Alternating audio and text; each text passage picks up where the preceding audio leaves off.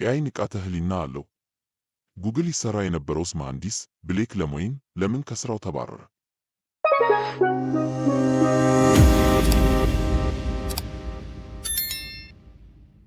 ጉግል ይሠራ የነበረው መሐንዲስ ብሌክ ለሞይን ከሥራው የተባረረው በድርጅቱ የተሠራው ላንጉጅ ሞዴል ነፍስ አለው በማለቱ ነው።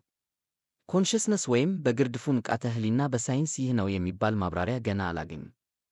ባለሙያዎች እንደሚሉት የሰው ልጆች እንዴትና ለምን ንቃተ ህሊና ኖረን የሚለው ጥያቄ መልስ ሳያገኝ ሰው ሰራሽ አስተውሎት ንቃተ ህሊና እንዲኖረው ማስቻል ቀላል አይሆንም።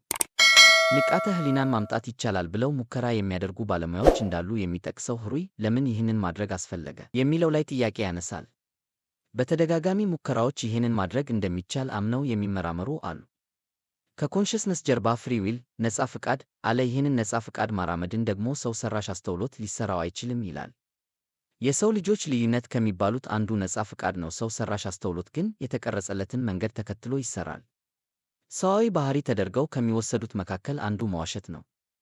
ሕፃናት አእምሯቸው እስኪጎለብት ድረስ መዋሸት አይችሉም። ትንሽ ከፍ ሲሉ ደግሞ ብዙም የማያሳምንና ውሸት እንደሆነ የሚያስታውቅ ውሸት ይዋሻሉ። የሰው ልጅ አእምሮ የማሰላሰል ብቃቱ ከፍ ሲል ደግሞ ውሸት ጠንካራ እና አሳማኝ ይሆናል።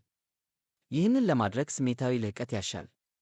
ህሩይ እንደሚለው ይህንን ንጽጽር ወደ ሰው ሰራሽ አስተውሎት ስንወስደው የምናገኘው ውጤት ተመሳሳይ አይደለም።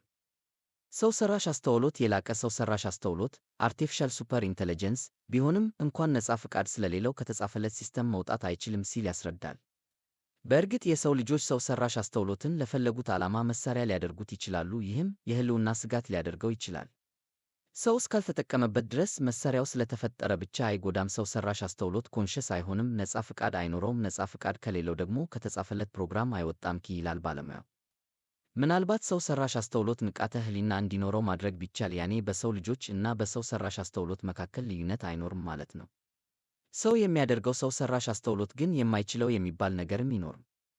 አሁን ባለው ደረጃ እና ሳይንሱ በሚያስረዳው ልክ ግን ሰው ሰራሽ አስተውሎት ስሜታዊ አስተውሎት የሚጠይቁ ክንውኖችን ማድረግ ይችላል ብሎ መደምደም ይከብዳል።